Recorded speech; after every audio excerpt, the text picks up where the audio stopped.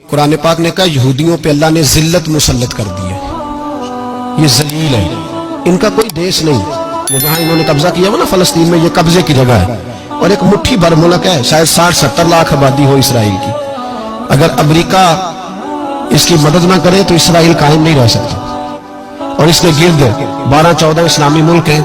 بیت المقدس مسجد اقصی معمولی جگہ نہیں۔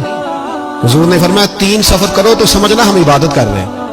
کون کون سے؟ فرمایا اگر بیت اللہ جاؤ تو عبادت سمجھ کے جانا، مسجد نبوی کی طرف جاؤ تو عبادت ہے، اور مسجد اقصی کی طرف جاؤ تو یہ بھی عبادت ہے۔ اور فرمایا مسجد اقصی میں جس نے ایک نماز پڑھی اسے 25,000 نمازوں کا ثواب ملے گا۔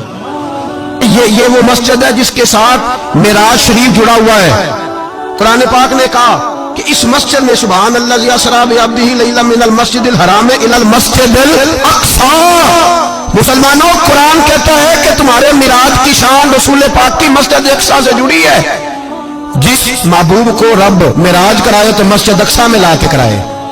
وہ جگہ معمولی جگہ ہے، وہ معمولی جگہ ہے مسجد اقصی۔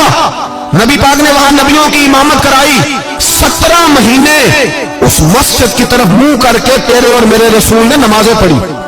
چھوٹی جگہ ہے اور پوری دنیا کا مسلمان اسے چاہیے شرم سے گڑ جائے۔ ایک امریکہ کا صدر بول کے کہتا ہے کہ اسرائیل کو اجازت ہے اسے دارالحکومت بنائے، اور مسلمان حکمران بیان دے رہے ہیں ظالموں، لٹیروں، تم اپنی سیاستیں چمکانے کے لیے پہلے ایک دوسرے کو گالیاں دیتے ہو، پھر اکٹھے بیٹھ جاتے ہو نمبرنگ کرنے کے لیے۔ تم دین کے اس مسئلے میں سارے اکٹھے کیوں نہیں بیٹھے؟ سارے پاکستان کے سیاستدانوں کو، علماء اور مشائخ کو چاہیے تھا ایک پیج پہ اکٹھے ہوتے، اکٹھے بیٹھ کے ایک بیان ہی دے دیتے، ایک بات ہی کر دیتے۔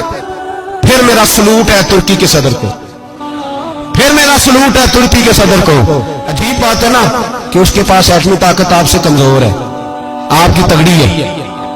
اس کے پاس جو فوجی طاقتیں ہیں وہ اپنی جگہ پر آپ کی فوجی طاقتوں کا لوہا مانتی ہے دنیا، لیکن پھر مجھے کہنے دو نا، میدان میں بندہ ایٹمی طاقت سے نہیں لڑتا، ایمان کی قوت سے لڑتا ہے۔ وہ بول اٹھا ہے نا، کیا کر لیا اس نے اپنی پارلیمنٹ سے خطاب کیا۔ اس نے بہت عرصہ پہلے کہا تھا مسجد اقصی میری خواب میں آئی تھی اور رو کے کہتی تھی آئے مجھے کوئی صلاح الدین ایوبی کا ماننے والا، کوئی آئے مجھے بچائے۔ کہتے میری خواب میں آئی تھی اور روتی تھی، کہتی تھی کوئی آئے۔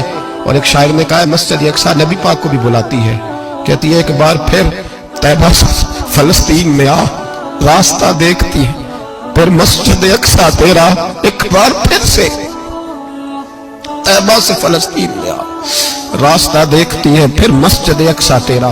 کوئی بول رہا ہے نہیں اتنا مقدس مقام، چھوٹے چھوٹے بیان، اور کہیں اکٹھے ہو جاؤ، پیش کوئی کر رہا ہوں بڑی جلدی۔ اس امریکہ کو لوگ ٹوٹتا ہوا دیکھیں گے، اس سے بکھرتا ہوا دیکھیں گے، اس سے لرزتا ہوا دیکھیں گے، اس لیے کہ مقابلے رب رسول سے اتنے آسان نہیں۔